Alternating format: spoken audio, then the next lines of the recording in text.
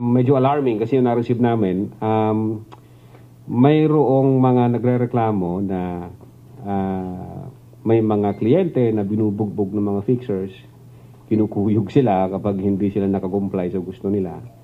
And then some of them hindi makalabas doon sa venue, pinapadaan na lang sa kabila kasi nga inaabangan ng fixers. And then yung iba naman, may mga guard tayo na na-receive namin nagko-complain din na binabot po sila. Ibig sabihin, wala nang respeto sa NBI itong mga fixers na to. Not really mapapawalang visa, kundi maki-clear. For example, they are applying for a job. Kailangan ng clearance na namin na merong mga unscrupulous na empleyado na kayang gawing clear ang clearance. So kawawa naman yung employer. No, makakapasok sa kanila may criminal record, hindi tama.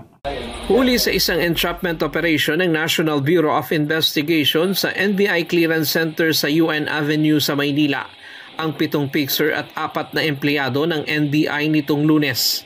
Nag-ugat ang entrapment sa mga sumbong na natanggap ng NBI na nangongolekta ng malaking halaga ang mga fixer kapalit ng mabilis na pagkuha ng NBI clearance.